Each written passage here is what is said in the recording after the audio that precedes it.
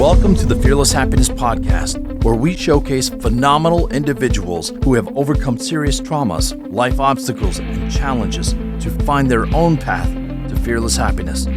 Listen as Max Njist invites guests from all around the world to share their experiences and spread strength, hope, and faith.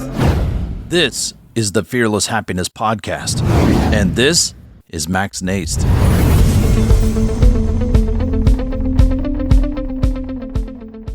All right, everybody. Good morning, good afternoon, or good evening, wherever you are in this world. This is Max from the Fearless Happiness Podcast.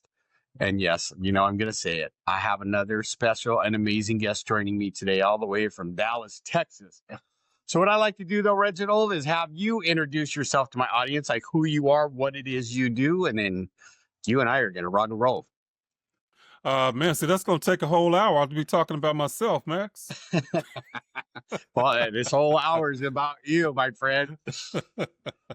No, again, I'm Reginald Martin, and I am a metaphysician and coach, and I teach some ideas that are based in ancient metaphysical science that cross that ancient metaphysical science and modern psychology, to where we can create some practical application to help us get through life a little bit more easier than we had been dealing with before. So I think that they're revolutionary ideas, and we can even demonstrate them here if you want, and we can just go from there. But I enjoy having fun. I've been through some stuff that all of this came out of, so it's all intertwined for me.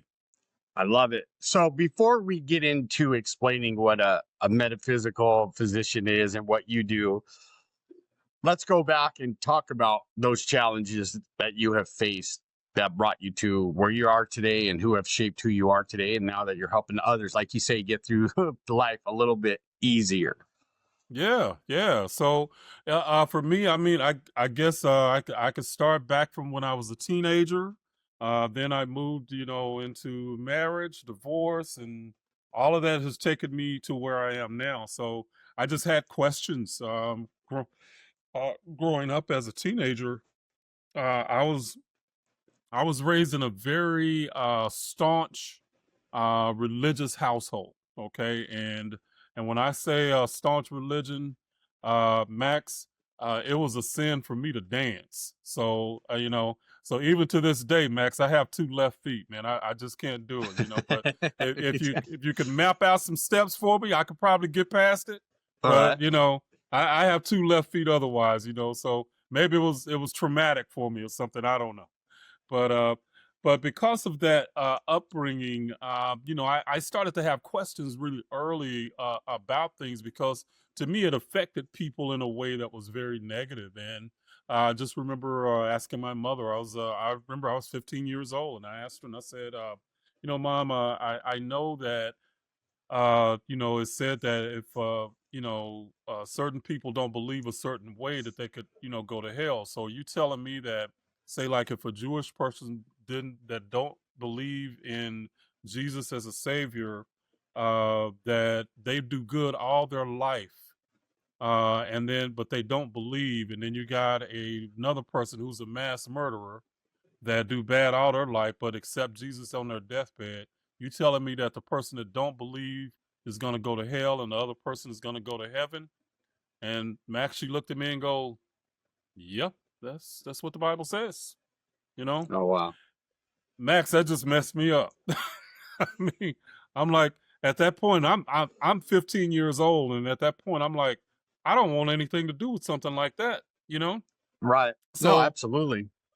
Yeah, so it just left a bad taste in my mouth, but over time, I still had questions, because I was one of those kids that I was the why kid. Well, this is this way. Why? Well, because. Why? Because. Why? So that was pretty much me all the time. And but move forward. Just over the years, I actually ended up going to a Christian seminary college. Not for seminary. I played basketball. I got a scholarship to that college, but there was a seminary there. So again, I'm exposed to religion, And so I always got it, but I was also exposed to other different um, spiritual systems other than Christianity. So many of them there. And so but it still got me to asking questions, and I just started researching different things. Move forward. By the time I was married, I still had a lot of questions. I had, while I was in college, I considered myself an atheist for a while because I didn't want to like subscribe to what they believed. I was just, rebellious, but I still always believed in something more beyond me, on some Right. level. Ended up getting married, went back to church because I wanted a spiritual connection, but didn't know anything else, Right. So my children were born, they, baptized in the church or, and all that stuff. And uh, early 2000s, I was divorced. So, and then, it was like the bottom fell out of life, for me. Move forward, a few more years, and I'm still trying to wrestle with everything that I'm going through, and then the movie The Secret comes out, and the movie The Secret ended up being like a watershed moment for me because it ended up verifying or validating some of my ideas that I had thought, but never had a vocabulary to voice it. I didn't know how to think about it in the way that they said it, but when they did, they said thoughts become things. That was like, wow. Okay, wait a minute. I know that's true on some level, Right. And so at that point, it started me on a whole nother route to where I started studying metaphysics. And metaphysics is basically the idea of it's the idea of spirituality, just without the religious connotation. So meta simply means above, and then physics, physical. So above the physical, which is the idea of spiritual. So that's the short version that led me up to everything that I'm doing now. I I can relate to you on a lot of levels, right? But for me, mom, she didn't push. She allowed us to figure that out. Like we went to church when we were little, right, with my sisters and whoever was going to church, but she was never like, you got to do this, right? So for me, like in relating to your story, right, going through some things in my life where I was like, well, if there is a God, right, why would he allow me to go through this suffering, right? Which, That luckily I had came later. right? Luckily I had mentors that said, Max, you put yourself through that. You didn't do that. You did that to yourself, right? But Yeah. it makes you question, right? And like you say, you see things in the world where, war, for instance, right? A bunch of innocent civilians are a casualty of the war, and you go, okay, how can this be, right? Because then I would question, like you, like if okay, and the same thing, right? You got this person that's been committing crimes all their life, some very serious and heinous, Yeah. but gets ready to die, right? And says that he has a moment or she has a moment and says, please forgive me, God, right? They're going to heaven, right? But Yeah. because people, like you said, question it, there's people that are going, you're going to hell for questioning, right? But I love The Secret too. And as when I studied it and watched it, right, I learned, I'm like, well, that's cool that thoughts become things, but they're not really teaching us how that works, right? Like, how do I get to where they are, right? Bingo. Because, Yes. right? Yes. And you and I know, Reginald, right? We could think all the great thoughts and, okay, I'm going to make $1 million next year, right? And right, next year comes Right. and Right. there's no $1 million. Still hadn't And we're happened. like, right? But then that's when the doubt goes, well, that doesn't even work. So Yeah. tell the Yeah. audience, right, as you started, right, for your aha moment, like, I see how this works. But did you realize, like, there's more to it than some of these people that were on The Secret going, like That's Bob Proctor, like yeah. they didn't give up their secret on how they, I like to say, got to where they were. But, and to me, some of them that I've seen and read about, right, seem to be very, not religious, but very spiritual people. You know what I mean? Like Mm-hmm. they have this belief, like you said, like you and I, right? We believe in a power greater than, there's something better and bigger than us out there. We just, right, have to learn to tap into that. So as you're going through this process, right, because divorce, I'm with you, right? That can be traumatic for Oh, anybody, right? absolutely. Yeah. Especially when there's children involved, right?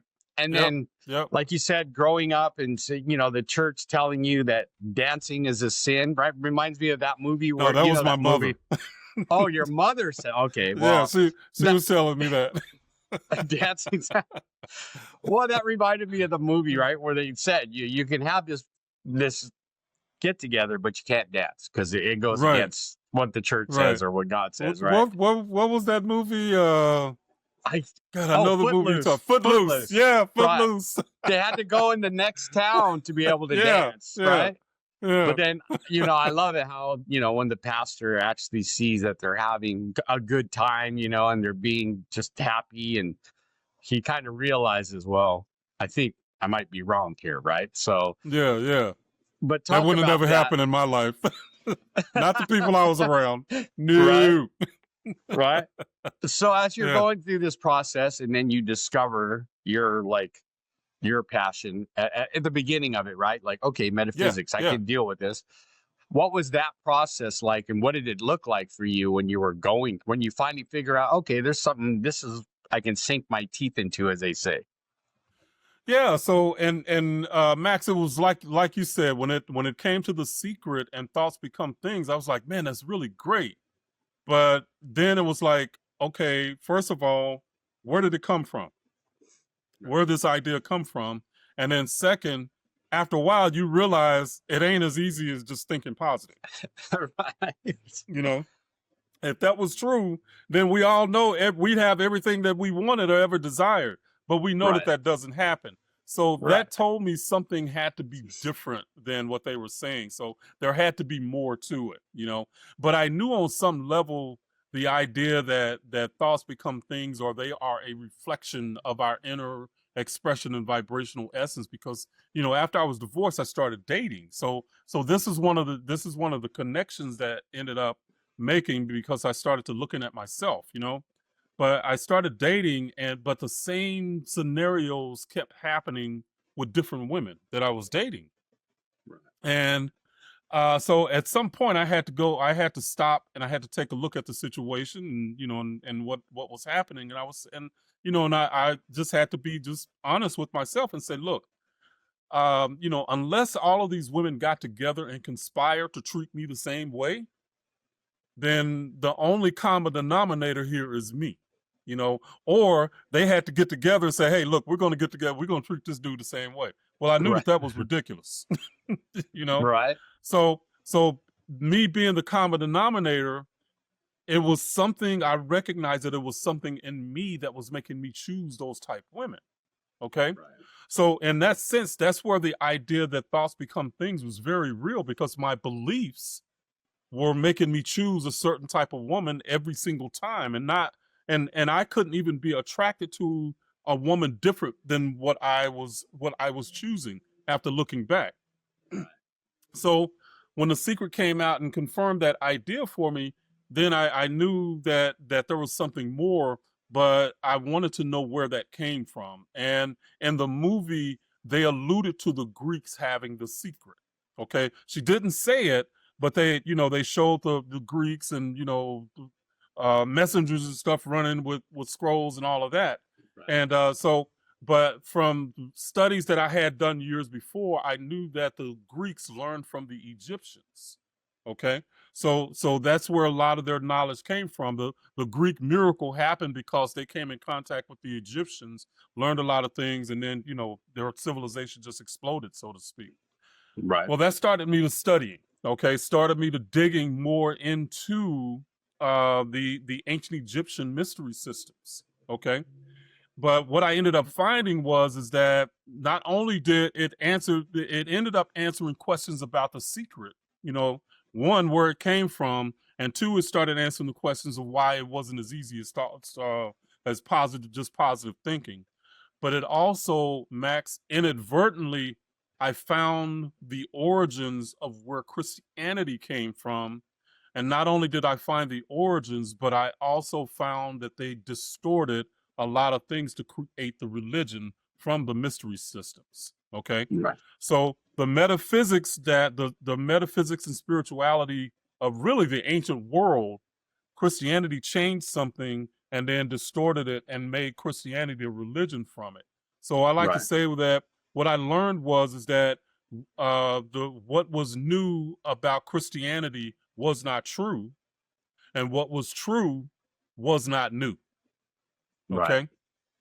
So at any rate, that started me on a whole nother track to where I started asking some more questions. And really the one question that started me digging even deeper is just, how do I get my prayers answered? And I didn't have any other way to phrase that, but it went back to the idea of thoughts become things, because at this point, Max, I had lost everything I had. Okay. I mean, I literally, it was like, around 2007 or so, the bottom just dropped out of my life for me. I mean, I lost my job. I was a school teacher. I got laid off, lost everything I had. The woman that I was with, she skedaddled, just everything just went to hell in a handbasket, so to speak. So, but what it ended up doing was giving me the opportunity, because at that point I ended up, and I think it was around 2008, we had the economic crash.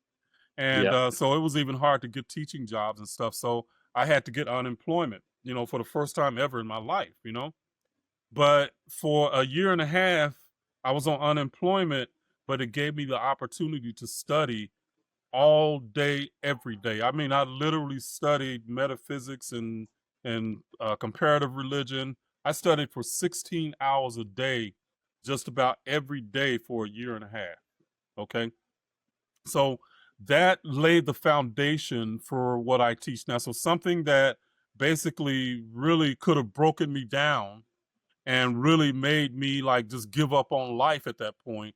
It ended up being laying a foundation for me overcoming everything that I did, and starting to lay the foundation for the stuff that I teach now. Right. I love that. Right. Because what I hear from my guests, and all of them who are successful, like and made that huge shift in their life, it seems like they all have gone through, like you said, where the bottom fell out of their life, and they were at that literal pit looking up, and the only way is up, right? Like, what am I going to do? Yeah. And it's so for me, it's like, okay, God would say, okay, you can either stay down there or you can get your way out of this, and I'm going to help you, but you got to do some things, right? So whether it's spiritual person, or or I call him God, whatever, it always seems like it's always worse, right? Like when there seems to be no hope, or at least when you're going through it, you feel like, man, this is not, and this doesn't feel good, right? But man, hey Max, let me tell you, I was going through thoughts of suicide. I was going through all. I mean, when I say I was at the bottom, I was at the bottom, brother. I mean, I was in a 1-room hotel for a year and a half. Okay, right, that's how bad it got, and it was just. But at that point, like you said, there's nowhere but up, or right, out, So I didn't go out, so I had to come up. So. Right. Exactly. And that's what I was going to get at, because some of us, like myself, chose addiction, right? Because it got so bad. Well, I don't want to feel this, so I'm going to prolong this pain a lot longer than I should have. But it's also those things that have shaped who I am, right? And get to be here with you today. I feel like if I didn't go through that, you and I wouldn't be speaking today, right? On this topic. Right. So you start studying, right? And I think, my hat's off to you. Like, you could have went either way, right? Like, you could have said, I give up. I'm just gonna, like my mentors told me when I was in my addiction, right? You were just committing suicide on the installment plan. And wow. right? Well, they said Yeah, because yeah, every time you stick a drug and drink in your system, the way you're doing it, right? That's what you're doing. And I told, yeah, well, yeah. right.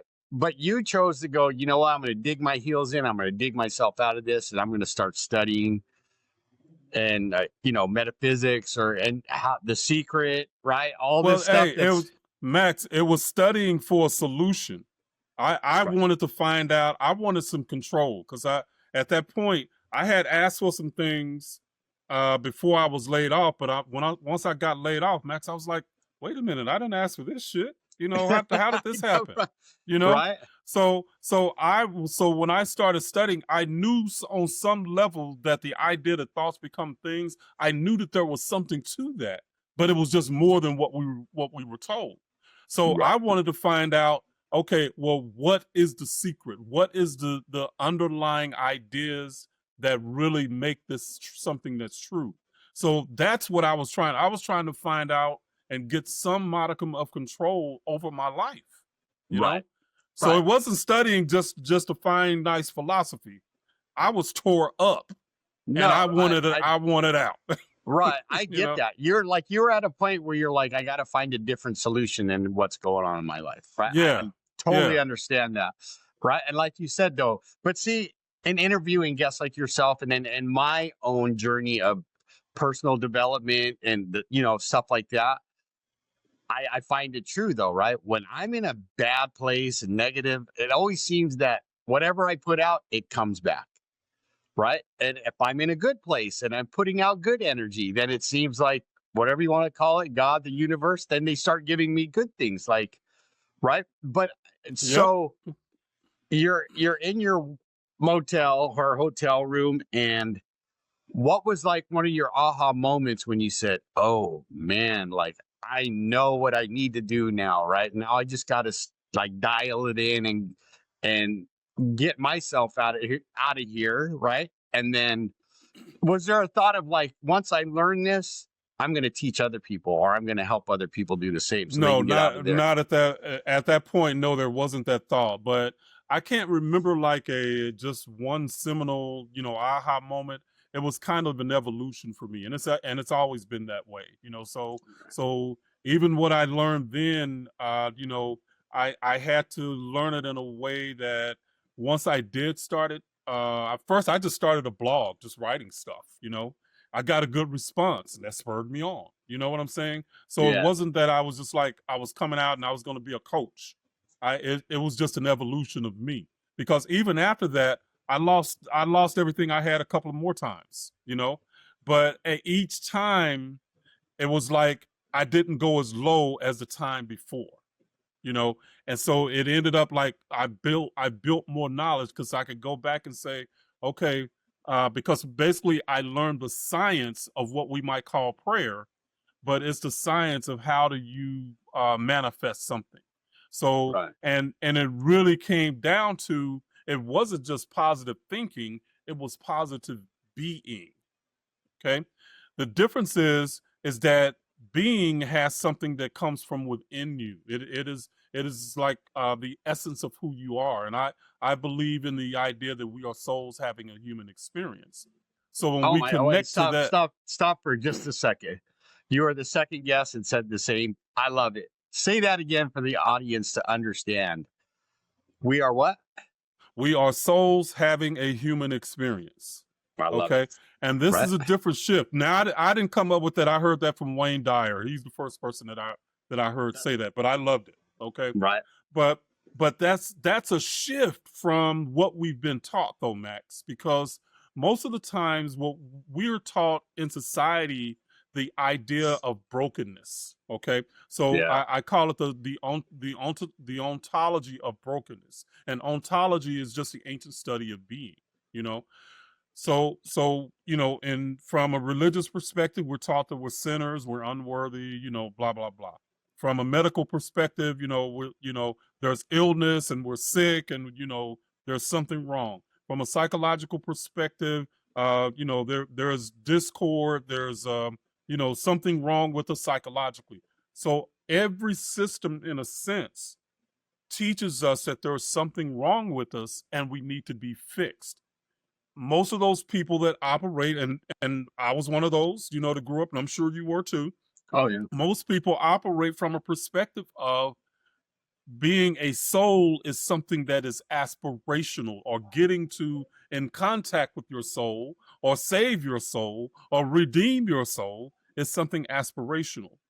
But from the ancient Egyptian and Kemetic perspective, it is more about you. Being a soul is not aspirational. It is actually the foundation of who you are. So when I say we are souls having a human experience, that's a shift, okay? From brokenness to we are whole first. And then anything that's going wrong means that we are out of alignment with our essence. Right. Okay. And that's why I've learned from guys like you, from guests like yourself, right? Like, we live on different vibrational levels, right? And if we're Yes. truly souls having a human experience, we can have those higher vibrational experiences if we know how to tap into that, correct? Yes. That's always available. And if you're not having what you desire, then the idea is that if you can think about it, it already exists. If you can think about yourself and see yourself as a millionaire, it already exists. But you have to become that person vibrationally before you can realize it or manifest it as your reality. Okay. Right. So Right. our imagination, and this is just things that I learned, our imagination are not hallucinations. Our imagination is actually previews. It's previews of other levels of reality and other levels of our reality. Okay. So anything that if you can't imagine it, then you won't and can't become it. Right. Right. But if you can, then it's a possibility that's out there for you. But where you are in your life, as far as who you are as a person and where you are vibrationally, you might be farther removed from that reality that you desire. So that's why positive thinking doesn't work. You can think about it, but if who you are is not a match for that experience, you cannot realize it into your or manifest it into your life until Right. you become it, body and soul. I love that, right? Because I kind of liken it to my recovery, right? I've been clean and sober for 22 years. And and sometimes I didn't understand when my sponsor or mentors would say, act as if you already got the job, act as if Yes. you've already been sober. And I'd go, what are you talking about? Right? Because my mind, right, especially when I'm new, I'm still getting rid of all this stuff out of my body. I'm still stuck in those old tapes, as let's call them, right? Where I'm no good. The old programming. Yep. I'm no good. I don't deserve to be sober. I don't deserve to even be on, that like at one time, I don't even deserve to be on this planet.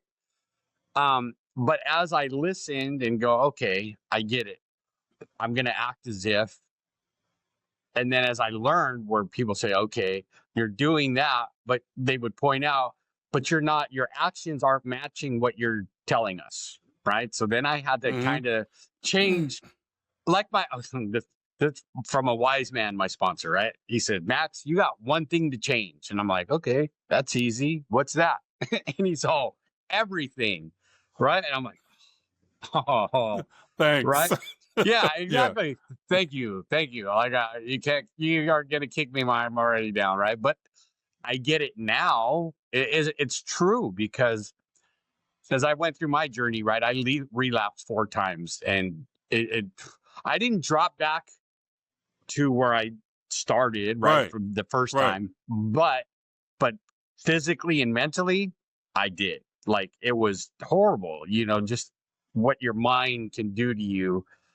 And then, I just made a promise. Can I ask you a question just about that? When you said you relapsed, what was your thought processes that made you relapse and go back when you did?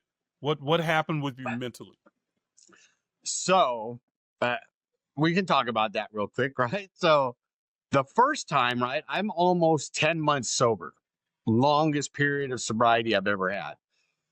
But here's where I realized when I look back, I was in I wasn't in recovery, right? I was there to look good, to get the probation off my back, to all that, you right? So my It thought, was an external. The reasons were external that it you were trying to totally, satisfy. totally external, right? Yeah. And this is what I told myself: I'm going back to the old neighborhood because I'm going to go. I Ooh. think I'm super sober, right? Like this is what I was told. I'm going to go get those guys sober. I didn't even make it out of the house. Like I literally went to the door, turned around, and that was it. And Yeah. then that was the worst one though, right? Because I was out there. Left the facility for 3 days, and for 3 days, it was like I did go back to square one. Yeah. Yeah. Then the other three were couple days, you know what I mean? But the last one, it was weird because that one made me feel the worst. It was one day, and I just remember looking in the mirror going, and like my life flashed before my eyes. I was either going to die doing drugs and drinking, or I was going to go to prison for a long time. Those were my options. Mm-hmm. And Mm-hmm. then, I had that moment like you, and I was like, okay, something's got to change, right? So all the 10 months were for nothing, right? Because I was watching people who came from where I came from and worse turn their lives around and Right. start getting things back. And I'm like, okay. So at that time I say, okay, God, you keep me sober.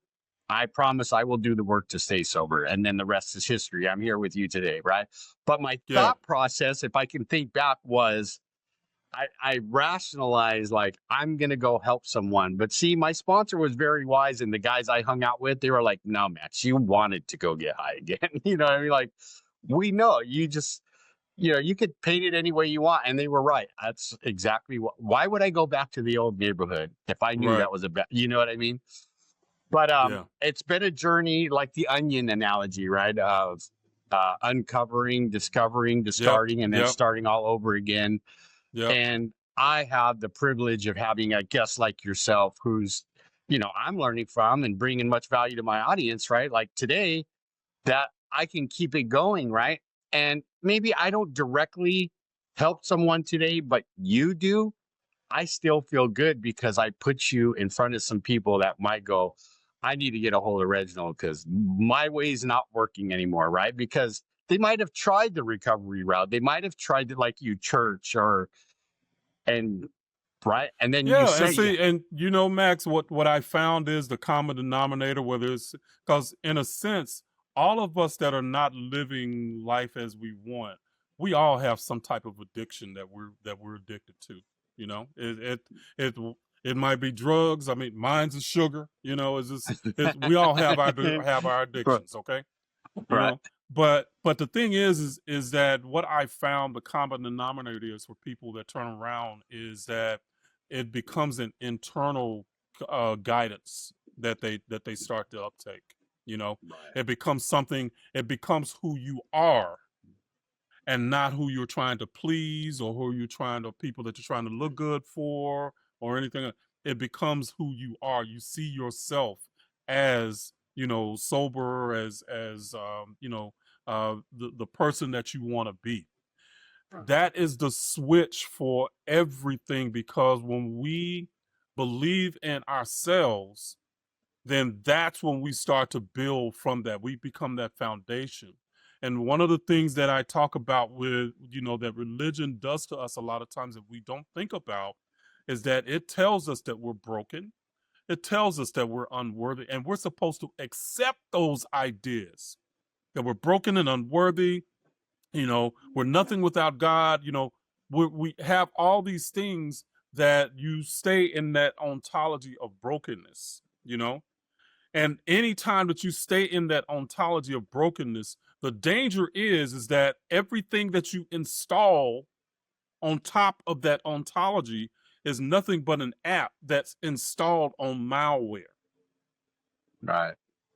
Okay. I like that. So I like that.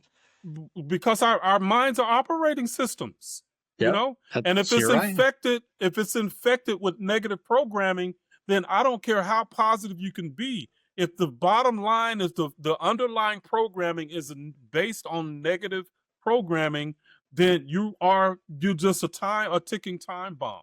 Okay. Right. And a lot of the systems don't even realize it, So when you're operating with from the perspective of the ideas that I teach, we get rid of that idea of being broken.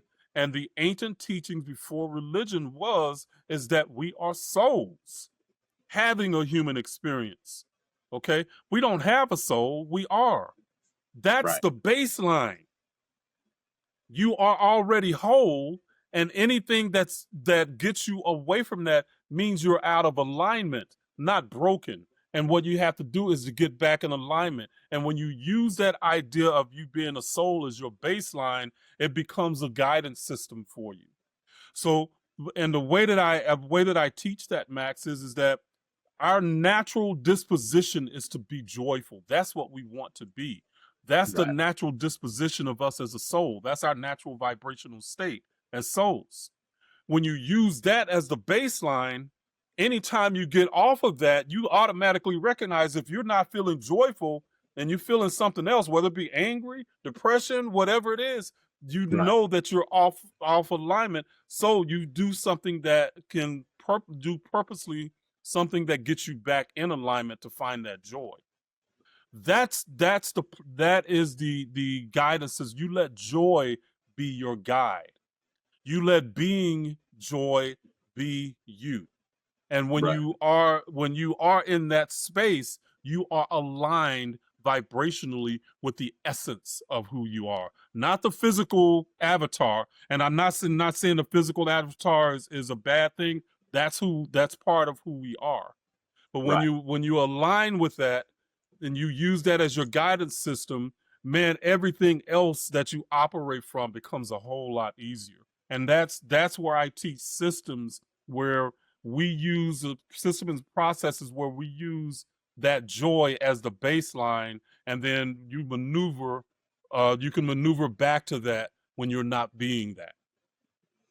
All right, that leads me to my next question, right? Like when someone comes to you, Reginald, and they're seeking your assistance, right? Your coaching, Mm-hmm. or and say they come to you and say, okay, I believe what you're saying, that I'm a soul having a human experience, but I cannot get out, right? Because you've met people out there that are just constantly play the victim or are Yeah, depressed. that's why I came to coach and started charging, Max, because I got tired of people coming to me and said, I don't know what to do. And you tell them what to do.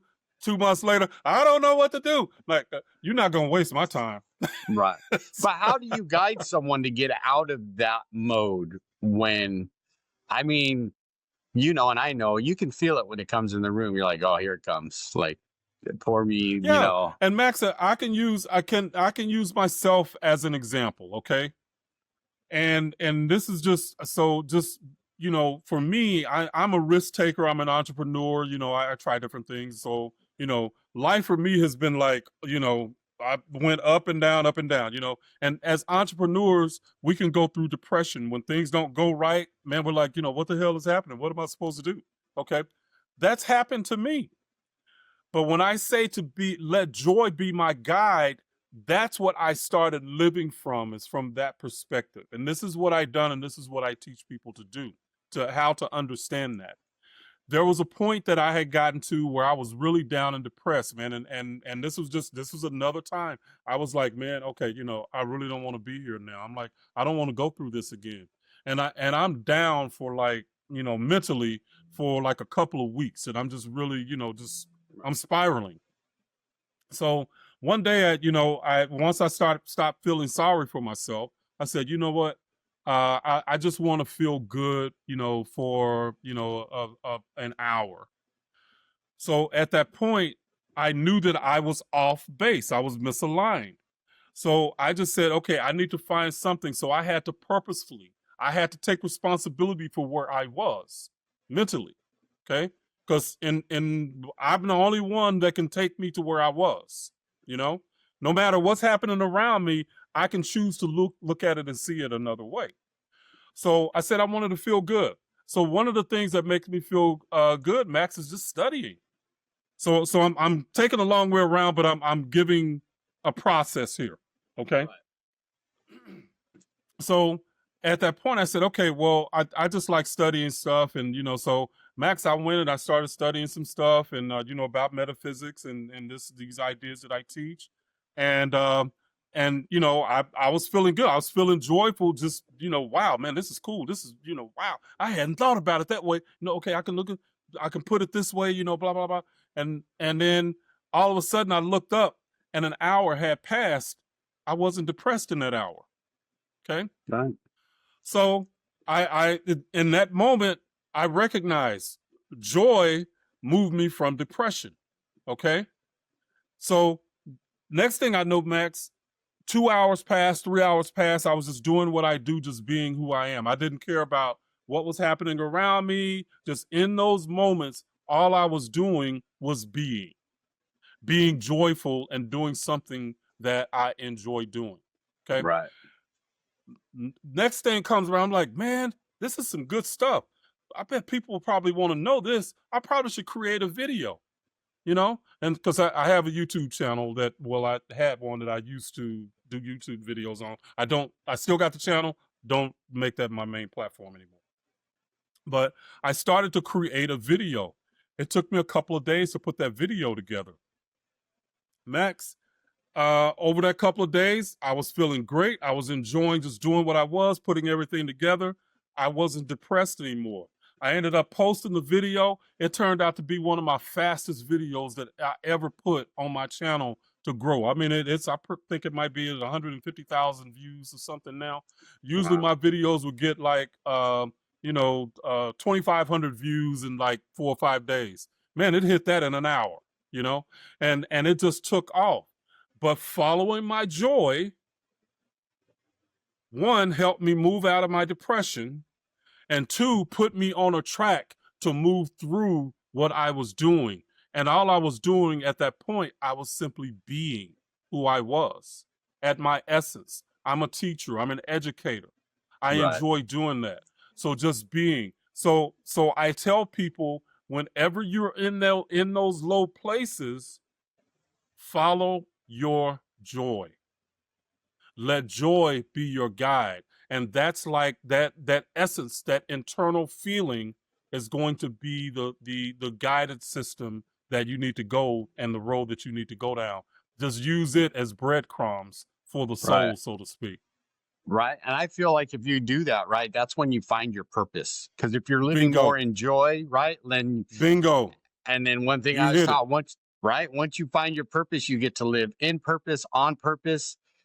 And that's when all of us, if we're doing that, get to bring joy to the world, positivity, community, connection, right? Because all of us who are souls having a human experience, whether you call it God, the universe, metaphysics, I don't care what you call it, right? Right. It's all about being connection, like you and I are doing today, right? Like the power that be want us to be together and connecting and helping each other, not all this other outside stuff, right? Because we know the highest service is a service to humanity.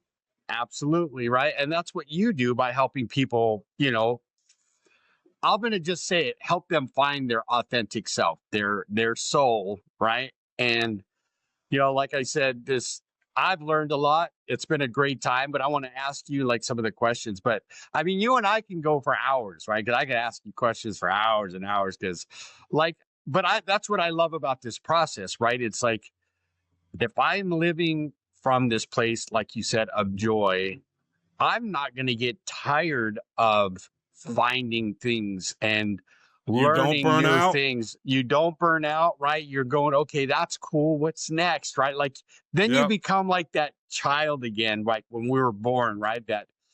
Where we're just even if you don't know your purpose in that moment, just being is all the difference you need to make. Just be.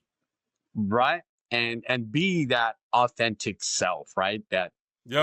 I love it. This has been a great time. Like I said, I could sit here with you for hours and keep talking about metaphysics and, have you coach me and, rewiring my brain. But I want to ask you though. So we're going to start, usually I have my background, but we don't. But I'm going to start with fearless.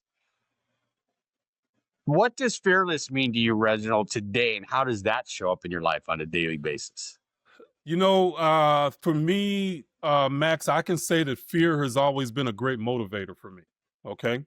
But being fearless to me is not necessarily about being fearless. It's about not letting fear be the block for you, because we're all going to deal with fears no Yeah, matter what we do. If we take a chance in life, if we live on the edge of our comfort zone, fears are going to come at us. But in order to keep going and doing what you want to do, everything that you want is on the other side of fear.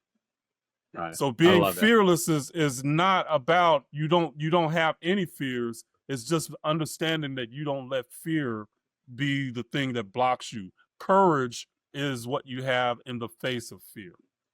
I love it. I hope you guys are all paying attention. That was like, what they call it, a golden nugget right there. So then I'm going to ask you happiness. Normally you could see it, but it's not behind me. But I put a Y in happiness. What does happiness mean to you today, Reginald? And how does that show up in your life?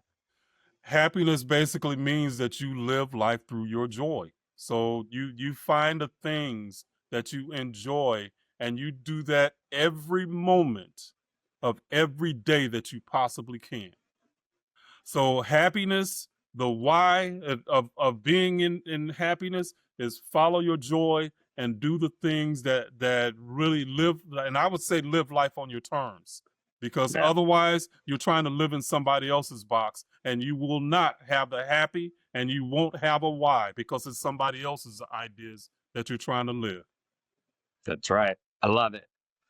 Like I said, Reginald, this has been an amazing time. Thank you, for gracing me with your presence and teaching me a lot about, our souls and having a human experience, right? Because I think if everybody, right, slows down enough and realizes, right, like I can control my circumstances by the things that I do and not worry about anybody else, right? I mean, and then we get into the mode of like, okay, who can I help today? Right? Because that's what brings me joy, whether it's as a substance abuse counselor, helping someone find their path to recovery, or a 12-stepper, or sitting here with you, bringing Reginald to the world that, right? There is, like, we just realized that there is more to the secret. It's not just thinking thoughts, but he gave you some It's practical stuff, being. everybody, right? Just being. And, but it's been a great time. But if my audience wants to get a hold of you, Reginald, or they want to work with you, how do they get a hold of you? Yeah, they can come to, so the main place is, and I actually have it up under my name. There's reginaldmartin.substack.com. That's the kind of the entry point to everything that I do. So they can come there. I'm always writing articles. I do videos teaching, the practical application of this information, because to me, it's not just about information, it's about transformation. How do we become the best us that we can be, So reginaldmartin.substack.com is the entry point. Awesome. I love it. Again, this has been a great time. I'm so grateful that you joined me today, but you're not quite off the hook just yet. Now I get to ask you my favorite question that I ask of all my guests, and it goes like this. So, Reginald, what is the one piece of advice you could give my audience to help them grow as human beings and become better people? Have the courage to live life on your terms. Live life authentically, unapologetically, without guilt or shame. And when you go from that space, then you are going to be okay, because you're not going to worry about what everybody else thinks. You're going to do you at the best possible place that you are. I love it. You heard that, everybody. Can't say it any better, right? Like I said, Reginald, this has been a great time. So thank you for being here. So you heard him, everybody. If Reginald taught you something, if he made you think, if he made you smile, and my famous, if Reginald made you go, I like that, please go to iTunes and leave a 5-star review so more people can find the podcast, or come over to my YouTube channel and subscribe and like so more people can see what Reginald and I talked about today. I would so much appreciate it. But again, good morning, good afternoon, or good evening, wherever you are in this world. This is Max from the Fearless Happiness Podcast. Until next time. Are you tired of being weighed down by life's traumas and struggles? Join the Fearless Happiness lifestyle and let us guide you toward a brighter future. Explore our past podcast episodes and get a copy of the Fearless Happiness book to ignite your inner strength. If you or someone you love is battling addiction or facing challenges related to unresolved trauma, know that we are here for you. Visit maxnijst.org, maxnijst.org, and take the first steps toward finding your fearless happiness. Thank you for listening. This has been a production of Fearless Happiness.